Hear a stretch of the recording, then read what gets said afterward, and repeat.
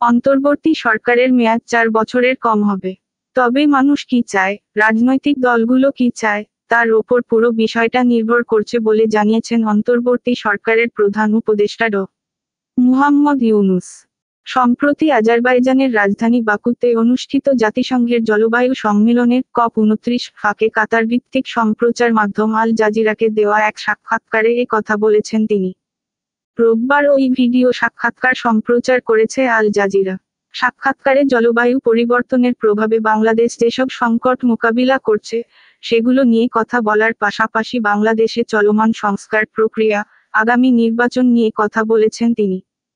অন্তর্বর্তী সরকারের মেয়াদ নিয়ে আল জাজিরার সাংবাদিক নিক ক্লার্ক জানতে চাইলে ড. ইউনূস বলেন, আমরা অন্তর্বর্তী সরকার। আমরা স্থায়ী সরকার নই। নিয়মিত সরকার 5 বছরের হয়। নতুন সংবিধানে সরকারের মেয়াদ সম্ভবত 4 বছর হতে পারে। কারণ, মানুষ সরকারের মেয়াদ কম চায়। সুতরাং এটা অন্তর্বর্তী সরকারের মেয়াদ 4 বছরের কম হওয়া উচিত, এটা নিশ্চিত। এটা আরও কম হতে পারে। এটা পুরোটা নির্ভর করছে মানুষ কি চায়, রাজনৈতিক দলগুলো কি চায় তার উপরে।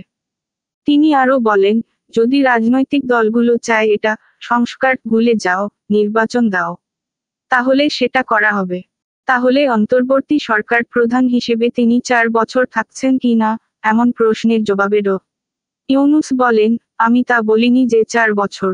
আমি বলেছি, এটা সর্বোচ্চ মেয়াদ হতে পারে। তবে আমাদের উদ্দেশ্য তা নয়। আমাদের উদ্দেশ্য যত দ্রুত সম্ভব শেষ করা।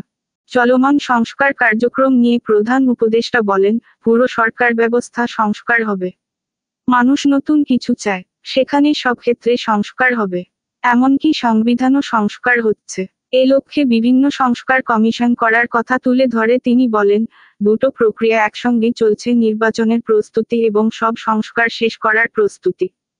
ছাত্র জনতার আন্দোলনের মুখে ভারতে পালিয়ে যাওয়া শেখ হাসিনার প্রসঙ্গ উঠে এসেছে সাক্ষাৎকারে। প্রশ্নের জবাবে ড. ইউনূস বলেছেন, তিনি বাংলাদেশকে অস্থিতিশীল করার চেষ্টা করছেন।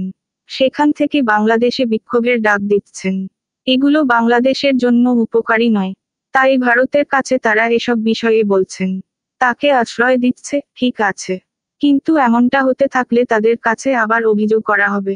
10ই নভেম্বর শহীদ নূর হোসেন দিবস উপলক্ষে আওয়ামী লীগের দেওয়া এক বিবৃতিতে শেখ হাসিনাকে বাংলাদেশের প্রধানমন্ত্রী হিসেবে উল্লেখ করা হয়। সাক্ষাৎকারে বিষয়টিতে দৃষ্টি আকর্ষণ করা হলে ড. ইউনূস বলেন, তিনি, শেখ হাসিনা, নিজেকে অনেক কিছু বলতে পারেন। কিন্তু বাস্তবতা তা নয়। এমনকি ভারতও তাকে সাবেক প্রধানমন্ত্রী বলেছে। সুতরাং আশ্রয়দাতাও তাকে সাবেক প্রধানমন্ত্রী ছাড়া কিছু বলছে না।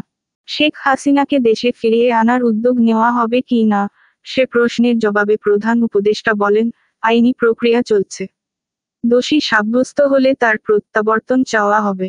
তথ্য উপাত্ত দৈনিক ইত্তেফাক।